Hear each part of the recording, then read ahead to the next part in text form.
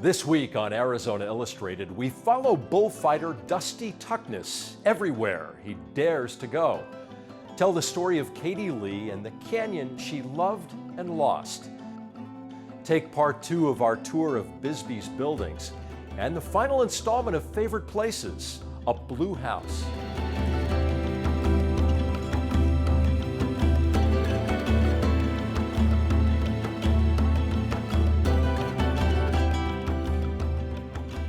Hello, I'm Tom McNamara, and welcome to Arizona Illustrated. Riding a 2,000-pound bull that wants you off his back is an unpredictable endeavor. When you nod your head and the chute opens, anything can happen. You might get hurt, you might win, you might lose. But one thing that bull riders can always rely on is the bullfighter. That bullfighter is there to put his body between the bull and the cowboy who's been thrown.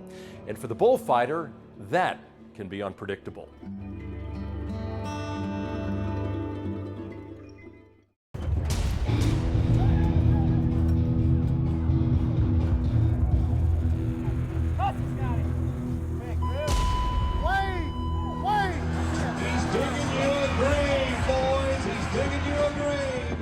Last year here in Tucson, I've ended up about ripping my ear off. At the end of the rodeo, we set up kind of selling the show, fight a bull that's got some hook to him, and we were getting around him pretty good, and we went to sell it and jump him off the barrel, and when I did, I tripped off the barrel and landed head first on the bull's head, and he put a whooping on me. Always plan until it doesn't go right. You guys all good? They're all up and around, I'm thinking. Dusty Tuckness was fighting bulls, and that bull that they had out there didn't have enough hook to him, and he wasn't really wanting to play. And he went to jump the barrel and ended up falling down on the other side, and that bull hooked him pretty good. Scraped him up a little bit. I think he's got an abrasion on his ear, but he'll be all right. The surgeon said it was 35 to 45 stitches put in it. It kind of sucked at the time, but you got to take the good with the bad, and if it's bad enough, they'll tell us, we probably ought to sit out. And they said, I really don't need my ear to fight bulls, so we jump back out there in the ring with them.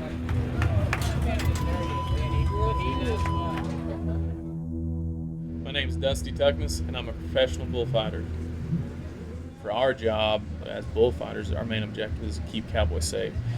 However we can get in there to distract the bull away from the fallen bull rider and get him out in good shape, as well as teamwork and with the other 2 bullfighters and myself, and handling the bull in the arena, making sure everybody walks out in good shape. And sometimes it works like clockwork, and then there's other times it gets a little hairy and reckless out there.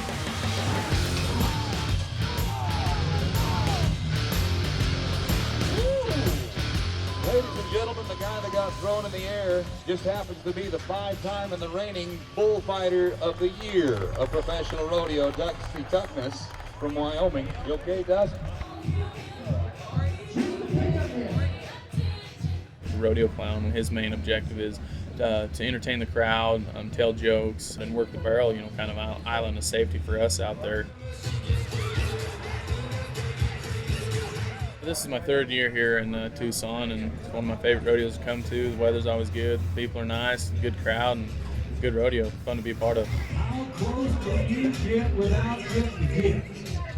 If you let that fuel your fire and go, I'm gonna bear my butt down, I'm gonna bite this sucker in the ear. Just get knocked on your butt and go, but then you're back ready. We're in Tucson Rodeo, just here in the Justice Sports Medicine trailer, just getting a little prep work done, getting the kinks worked out. You learn to deal with the bumps and bruises and different broken bones and stuff like that, but they're always here to help us to compete. They're not trying to talk us out of competing. It's not just going out there and stepping in front of 15, 20 bulls a day and trying to do your job. There's a lot of outside work, workouts that we can do to help my footwork, agility, mind, body, and everything. I've broken ribs, the wrist, the arm, fingers, chin, ankle. I had surgery on my shoulder, fixed that 3 or 4 years ago. It's part of the job description. You don't play, you don't get paid, so you got to be tough. I ride bulls. That's how I make my money.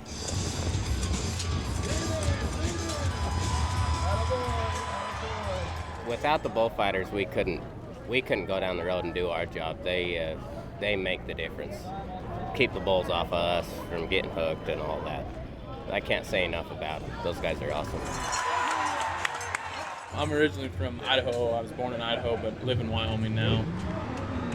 I grew up into it my whole life. My dad fought bulls, so I guess I kind of started getting around bulls at a young age, about 12 years old. I've always kind of been, an extreme kid growing up. I liked, do sports and different things of that nature, anything to get your blood pumping, and I think that's what really drew me to it. And once I got in front of them and realized the rush that you get and the unpredictableness of it, it was just a challenge that I never looked back and kept going with. Fighting bulls is an animal athlete that has upper hand on you. First time you got to take a shot for a bull rider, and that, these bulls are anywhere from 1,200 to 2,200 pounds. Basically engaging that bull and taking away from the bull rider that hit the ground, whether before or after the 8-second whistle. I don't like to see anybody get touched, when they get bucked off. If somebody's going to get run over or hauled out, I'd just much rather be myself. I don't care what happens to me as long as that bull rider gets out. If I can do that and walk out, that's a great day at the office. Pretty badass. He'll step in there and make some good saves.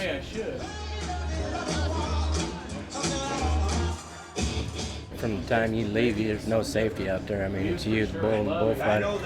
And a good bullfighter can step in and take a shot for you anytime, keep you healthy.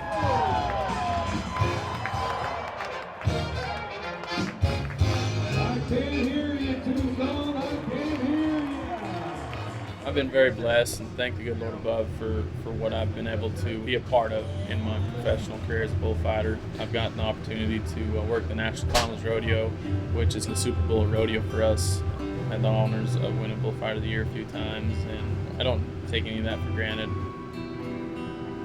Everybody nods their head. Anywhere I'm at, I want to be the best that I can be. I made some of my best friends through it, whether they ride or other bullfighters or ropers or bronc riders, bulldoggers, anything, we come basically a big family, and so every weekend I basically get to see all my good friends week in and week out, and it makes it just that much cooler. Life on the road and rodeo is almost home. My vehicle, the hotel, the trailer, it's kind of home to me anymore. Mom, without social media and that, she probably really wouldn't know where I'm at all the time, but it's a great way to live in life, and you might as well make the best of it.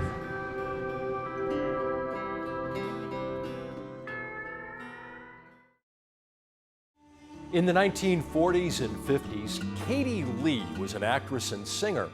Then Lee began to explore the Colorado River, more specifically Glen Canyon, a place that she says resurrected her spirit and melted her heart, and a place that only a few years later would be under hundreds of feet of water.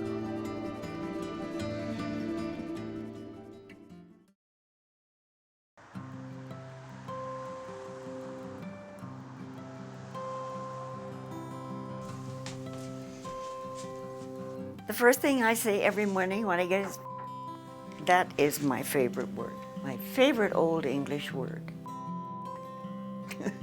It says it feels good, it's a great word. My name is Katie Lee, and I'm probably best known for my bad mouth and my activism. I wish I were recognized more for my writing, because I don't think my writing's bad at all. In her 95 years, Katie Lee has found recognition for many of her talents. There was a time when she was known as an actress, followed by a decade touring the country as a folk singer. But wherever she went, she felt the pull of the desert she'd known as a child. I was raised in Tucson. I was so lucky to have a mom and dad, a dad who was like a child, who treated me like a kid because he was a kid, and my mother on the other side, who was the artist in the family, the singer, the teacher. God, how lucky can you get? And they didn't pamper me. I was outdoors all the time. My dad, when I was 12 years old, bought me a Remington octagon barrel shotgun and taught me how to shoot, how to use it, how not to use it, and how never to use it. And during the war, I kept my family in rabbits and quail. I used to shoot the heads off quail. I must have been pretty good because not anymore. Believe me, I can hardly hang on to my coffee cup. As a young woman, Katie tried her luck in Hollywood, where she worked in film and radio for 6 years. Then, on a visit to her mother in Tucson, Katie saw something that would change her life. A film by her friend, Tad Nichols, about running the Colorado River through the Grand Canyon. And when I saw that movie, I just said, how do I get there? I can't do that. It was $500 for the upper half and $500 for the lower half. And I was making what? Maybe $20 a week out in Hollywood, no matter what I did. And about 10 o'clock at night, later that month, Tad calls me and he said, you want to run the Grand Canyon? And I said, I can't do that. I told you, you know I don't have that money. And he said, no, you can come for just your food, which is about $50. You pay $50 and bring your guitar and sing to the people on the beach at night. So that's what I did, and that's how I got to the river. But then the river became part of me, and still is. Because I don't think I had been anything like the person I am until that river just picked me up and took me along.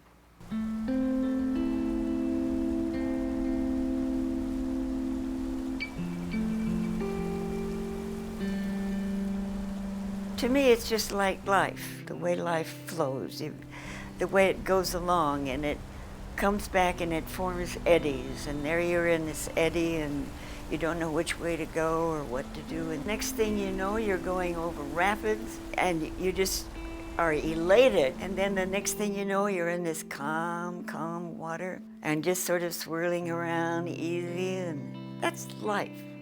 You know, that's a river. While on a river run, Katie fell in love with a stretch of the Colorado called Glen Canyon. Eden couldn't have touched this place. 125 side canyons, each one of them different. Each one of them with a voice and a look and a feeling of its own. The breezes, they talk to you, and you can talk back and get answers. These floats on the Glen, where there aren't any rapids really, yeah, there's some few that I used to swim through, but it's just a laid-back scene, and you have a chance to look around and get to know the place and understand what makes this do that and what makes that do this, and wow, look at that. And some of the vistas were so beautiful, we just stood there and cried. How come? Here I go.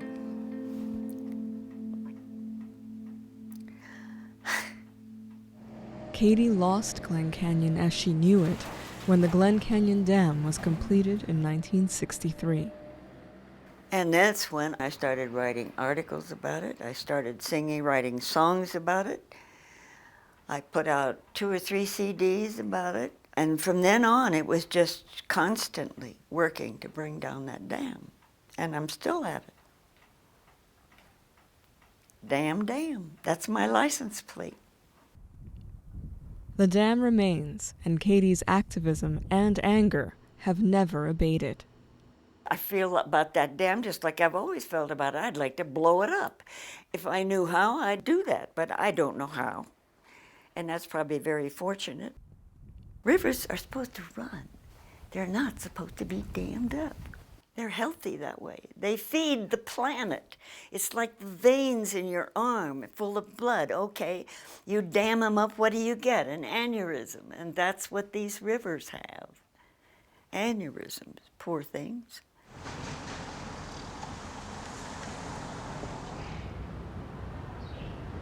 In 1971, Katie settled in the central Arizona mining town of Jerome. Today, it's where she writes in a windowless room tucked into her home. It's where she reads the emails and listens to the songs she has inspired.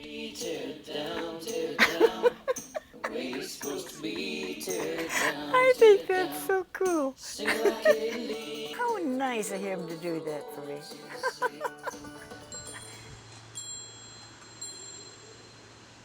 In quiet moments, it's where she looks out over the vast valley below. But despite the roots she's grown, Katie Lee still believes the best way to wake up to life is to venture into the world's wilder places. When you're out there and you are on your own and you know you have to take care of yourself, all your senses sharpen. Your smell, your sight, your hearing, your touch. Everything comes out of the skin and becomes part of what's around you. And if you can do that, you're going to learn some things about yourself that will keep you from making the wrong choices, that will point a direction for you. All you got to do is listen and look.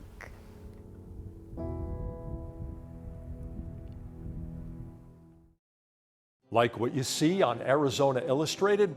Visit our webpage at azpm.org to watch and share videos from this episode.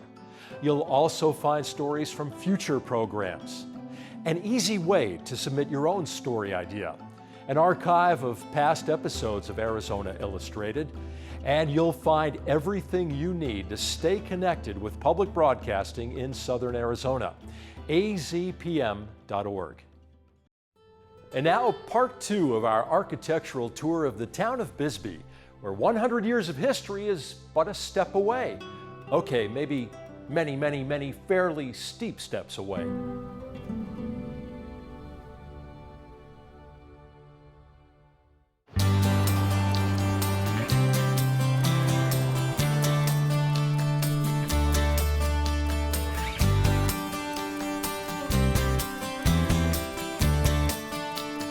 Bob Vint. I'm an architect from Tucson, and one of my favorite places on earth is Bisbee, Arizona. You've got a collection of buildings here that creates an urban environment unlike any other found in the state of Arizona. It's analogous to the rich copper vein that ran through the Mule Mountains. Now there's a vein of architecture that runs right down Tombstone Canyon.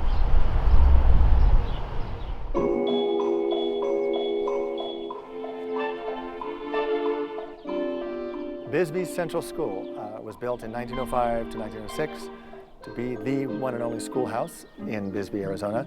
It's built in the Italian Renaissance Revival style with a central tower and flanking symmetrical wings. An interesting feature of the tower is that it contains the stairway between the 3 floors. And at the landing between the second and third floors is the principal's office, which are those 3 windows right above the arch and underneath the sign. So the principal could sort of keep track of who was coming and going. He was the captain of the ship. Nowadays, it's no longer a school, it actually is an artists' cooperative. Every classroom has been leased to an artist, and they're creating really terrific art out of this school. It is a great opportunity. There are a lot of old buildings around the state and around the country that are being sort of reused, and it fits everybody's bill. The town gets keeps the center of a really big building alive, and we get really amazing, studio workspace.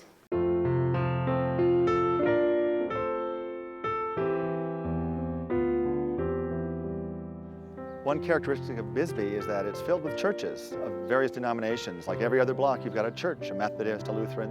And this one happens to be St. John's Episcopal, which is built in a unique style, Carpenter Gothic, in that the original Gothic style from Europe was all built of stone, the great cathedrals with the pointed arches.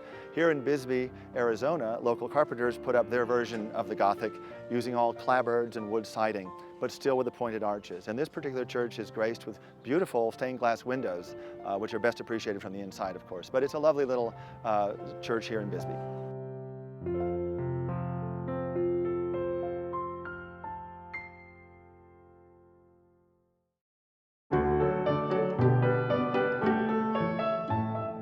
The Copper Queen Hotel, certainly well named, it is the queen of hotels in Bisbee. It was designed and built in the Romanesque Revival style. Early in the 20th century, the most prominent hotel was not designed by an Arizona architect nor a regional southwestern architect, but by a New York City firm. The mining company wanted to make sure its executives were put up in sufficiently grand style, and that's what the Copper Queen is. It's a grand old hotel. The owner has now framed the original blueprints for the building and set them on the wall of the stairways. And it's just a marvelous building any way you look at it.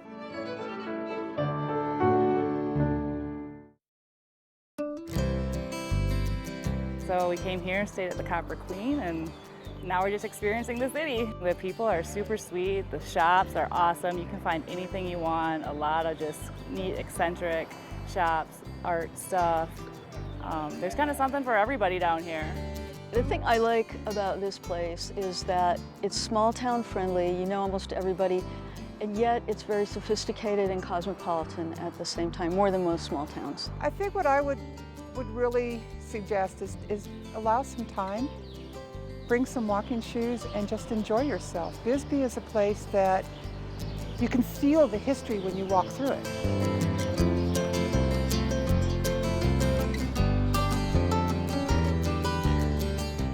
So you have this fun between art and history. You have friendly people, with one or two exceptions. But it's a nice place to come to and enjoy at your own pace. The State Historic Preservation has said Bisbee really is a gem, and we're trying to, it's a tricky line between modern living and, the historical preservation, but a good one.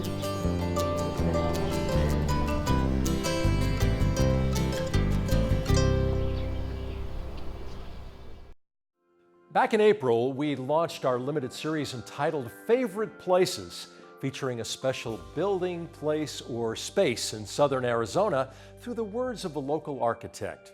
Our next story is the 13th and final favorite place, that of architect John Messina, a blue house.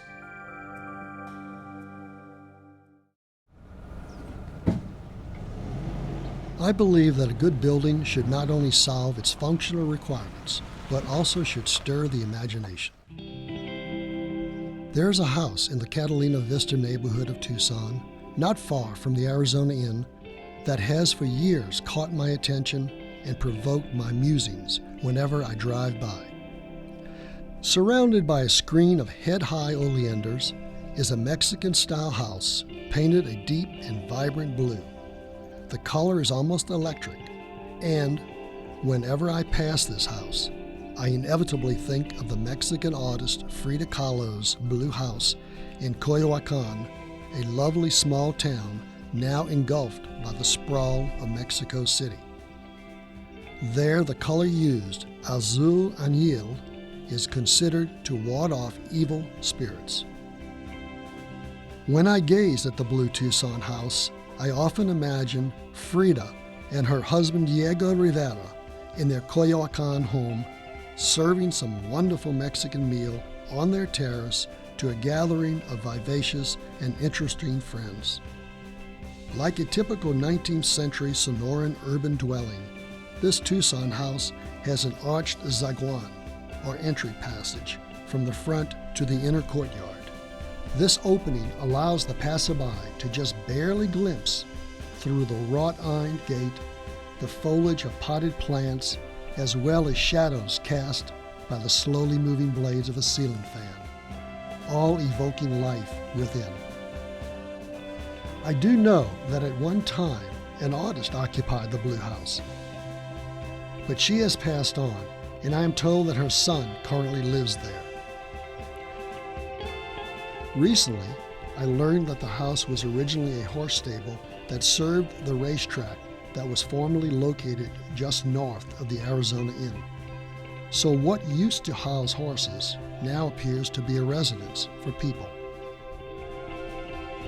I often wonder if an architect designed the building, or was it conceived and built by the original owner using no more than memory of other such structures, as well as a floor plan drawn with lime on the hard ground and the indispensable labor of skilled masons.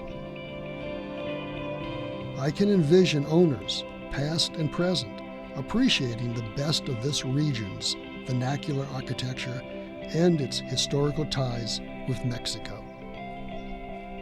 The artist who made the decision to paint the house such a bold color and to maintain that color in a neighborhood of neutral hues took a bold risk that succeeded, and the resultant architecture is as seductive as fine tequila.